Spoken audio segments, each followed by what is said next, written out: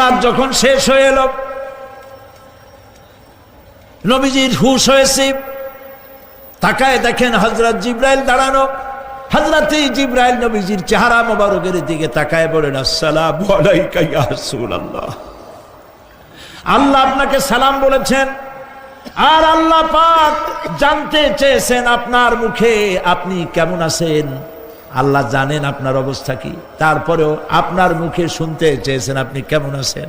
নবীজি বলছেন, জিবরাইল বড় কষ্টে আছি, বড়ই যন্ত্রণা, বড়ই কষ্ট। হযরত জিবরাইল বলছেন, ইয়া রাসূলুল্লাহ, আজকে এক নতুন ফেরেশতা আমি সাথে করে নিয়ে এসেছি। এই ফেরেশতা পৃথিবীর কোন নবী অথবা কোন মানুষের কাছে যাওয়ার জন্য অনুমতি চায় না, আজ আপনার কাছে অনুমতি ভিক্ষা চায় কাছে আসার জন্য। ওই ফেরেশতার নাম হচ্ছে মালাকুল মউত।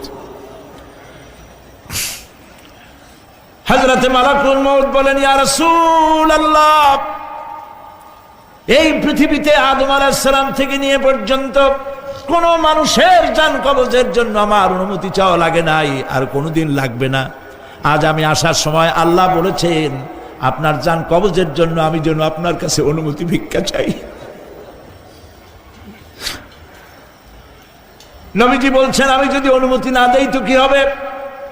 হযরতে মালাকুল মউত বলছেন, ইয়া রাসূলুল্লাহ, অনুমতি যদি না দেন আমি ফেরত চলে যাব, আমাকে সেভাবেই বলা হয়েছে।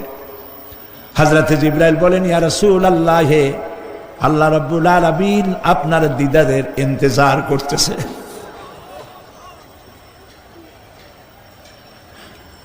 নবীজি বলছেন, মালাকুল মউত, তুমি জান কবজের কাজ শুরু করো।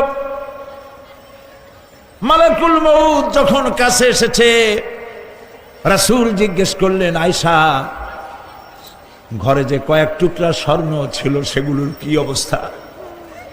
ছোট ছোট 6 টুকরা স্বর্ণ ছিল। হযরত আয়েশা বলছেন, হুজুর আমি এগুলো রেখে দিছি। হুজুর বলছেন, না, রাখতে পারবে না, আমার ইন্তেকালের আগে খয়রাত করে দাও। মুহাম্মদ সাল্লাল্লাহু আলাইহি ওয়াসাল্লাম আল্লাহর কাছে অবস্থায় উঠবে না যে তার ঘরের ভিতরে সোনা ছিল, দিয়ে দাও, খয়রাত করে দিয়ে দাও। হযরতে মালাকুল মউত রাসূলের জান কবজ শুরু করে দিলেন। রাসূলুল্লাহ জীবনের শেষ কথা বললেন, আসসালাত আসসালাত ওয়া মা মালাকাত আইমানুকুম।